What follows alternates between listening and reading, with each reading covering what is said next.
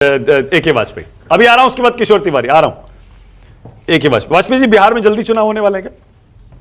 नहीं, ऐसा कुछ लगता नहीं है। अभी हालात ऐसे नहीं है, क्योंकि अक्टूबर नवंबर में होना है अगले साल, तो सभी पार्टियां उसी की तैयारी में है। वैसे पर करा लेंगे तो फायदा तो होगा। अब फायदा नुकसान हर बार नहीं देखा जाता, कई और चीजें उसके पीछे होती हैं। हाँ, लेकिन ये बात सही है, आपका आकलन बिल्कुल सही है कि अभी के हिसाब से ये लगता है कि हम तीनों दलों की बिहार में सीटें बहुत ज्यादा बढ़ जाएंगी। हाँ। इसमें कहा ये तो अपनी राय रख दीजिए ना, हाँ, क्योंकि तो आपने 5 सीटें लोकसभा में जीती हैं। अगर विधानसभा चुनाव आज हो गए, जल्दी हो गए, तो आपकी सीटें भी तो बढ़ जाएंगी। राय स्टूडियो में नहीं रखी जाएगी, हमारे नेता बैठ के आपस में तय करेंगे अगर कोई इस तरह की परिस्थिति बनती है।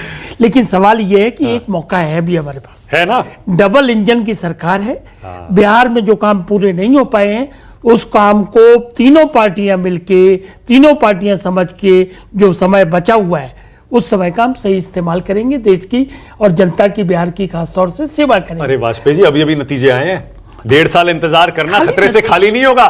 तेजस्वी यादव वहां पर ऊर्जा से भरे हुए हैं, तैयार बैठे हैं वो। बिल्कुल, ये राजनीति में खाली नतीजों से काम नहीं चलता है। नतीजे अल्टीमेटली उसी के हक में आएंगे जो जनता की सेवा करेगा, जनता के काम करेगा। मतलब महाराष्ट्र वाली एनडीए सरकार ने जनता की सेवा नहीं की? नहीं, ये सवाल नहीं है। अरे कमाल कर रहे हैं आप। सवाल ये नहीं है, अभी हमारे पास समय अगर 1 साल है, 1.5 साल है, तो हमें क्या जल्दी है चुनाव कराने की?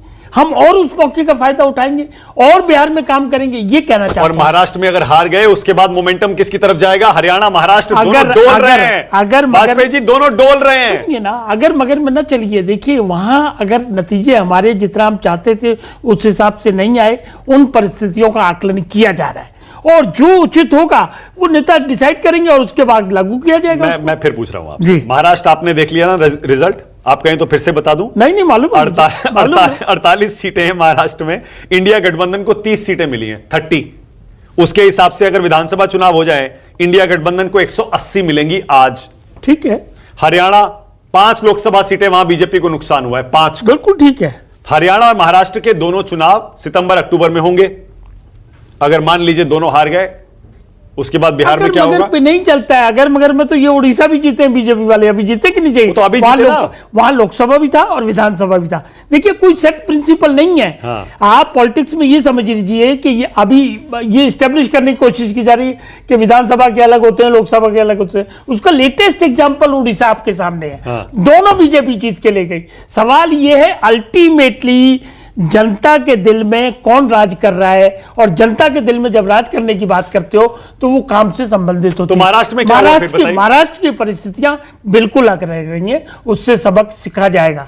हम लोग हमारी सीटें जो कम हुई हैं उसको हम सुधारने की कोशिश करेंगे। मतलब अजित पवार को बाहर कर देंगे और उद्धव ठाकरे को ले आएंगे, क्या ये संभावना है? ये तय नहीं हो सकता किसको बाहर क्यों बाहर करेंगे। एक सीट आई है उनको, एक बात सुनिए, नुकसान हो गया। आरएसएस के मुखपत्र में लिखा है ना वाजपेयी जी, मैं ऑर्गेनाइजर में टोटलिटी में समझने की कोशिश करता हूं।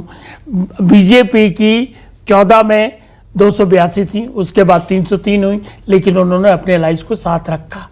देखिए ये मत कहिए, उनके कैरेक्टर को भी आपको देखना। अच्छा, इसमें मैं ये भी जोड़ दूं कि सुनेत्रा पवार ने आज ही राज्यसभा का पर्चा भरा है, उनको राज्यसभा भेजा जा रहा है। तो यह भी हो सकता है कि अजित पवार एनडीए का हिस्सा बाकायदा रहें। लेकिन अगर रहते हैं वाजपेयी जी और यही रहता है गठबंधन, तो नतीजे लोकसभा के तो ये कह रहे हैं कि इस बार विधानसभा में नुकसान हो सकता है। देखिए हम लोग तो, हमारे तो पॉलिसी डिसीजन है एक तरीके से सबका एनडीए में।